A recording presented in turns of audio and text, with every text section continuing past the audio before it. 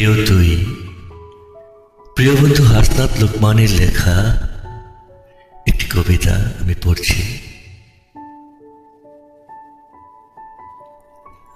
আজকের বিকেলটা কেমন জানি হলদে রঙের আলোয় হাসছে।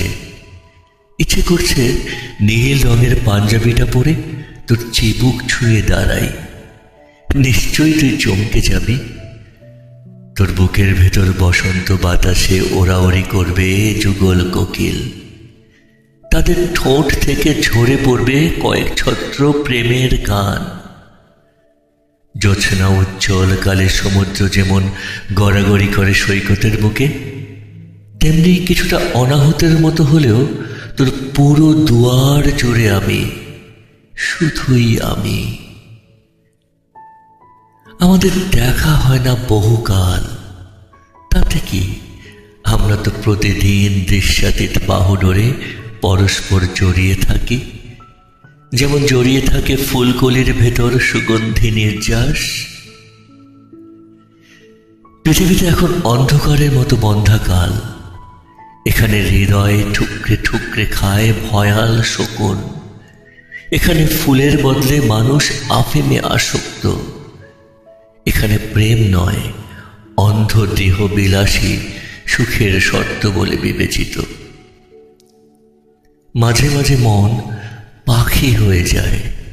ইচ্ছে করে অপেক্ষাকৃত জোয়ান মর্দ রিকশায় চড়ে বলি, আমাকে নিয়ে চলুন স্বপ্নের গলিতে, ভালোবাসার বাড়িটির সামনে, যার বারান্দা জুড়ে ফুটে আছে মাধবীলতা, পাখির চোখের মতো হাসনা হেনার লুকোচুরি। আচ্ছা, এই বিপন্ন পৃথিবীতে আমার মতো এমন করে কেউ কি প্রতিদিন তোর জন্য বৃষ্টি ঝরায়? আমার মতো এমন করে কেউ পথে দাঁড়িয়ে ভালোবাসার স্তুতি করে? আমার মতো এমন করে কেউ তোর অলিক বুকে মাথা রেখে এক ভুবন জীবন বানায়?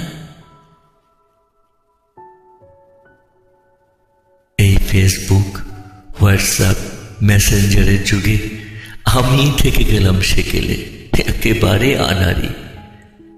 প্রতিদিন ডাক পিয়নের ডাকে উৎকণ্ঠ থাকি, ডাকবাক্সের দরজায় ব্যর্থ টানাটানি করি। প্রতিদিন আমি তোর একটি হলুদ খামের অপেক্ষা করি। আমার আনাড়িপনায় পথ চলতে মানুষ হাসি ধরে রাখতে পারে না। জানি আমার ঠিকানা নেই তোর কাছে, তবুও আমি অপেক্ষা করি। কোনোদিন একটা চিঠি এসে আমার অন্ধকার যুগের অবসান ঘটাবে। চিঠিতে লেখা থাকবে, পাগল আজ তবে দেখা হোক, আজ তোর নিমন্ত্রণ। আমার সমুদ্র বুকে আজ তুই জলরাজ হবি। আজ আমি বর দেব তোকে, তোর সব অভিশাপ খুঁজে যাক। আয় তবে আজ দেখা হোক। 100 শতাব্দীর বন্ধ রাখা দরজা আজ যদি খুলে দিস আমার জন্য, তোর কি খুব ক্ষতি হবে?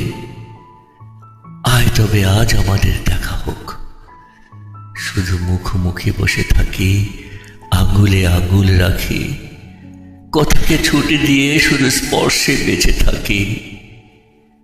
আয় তবে আমাদের দেখা হোক। অভিশপ্ত এই পৃথিবীর সমস্ত আবিল দূর করে দেই, ভালোবাসার বৃষ্টিতে ধুয়ে দেই সমস্ত দহন জ্বালা। আজ হোক ভালোবাসাবাসী, আমাদের দেখা হোক। কথাকে ছুটি দিয়ে স্পর্শে স্পর্শে ফোটাই নতুন পৃথিবী।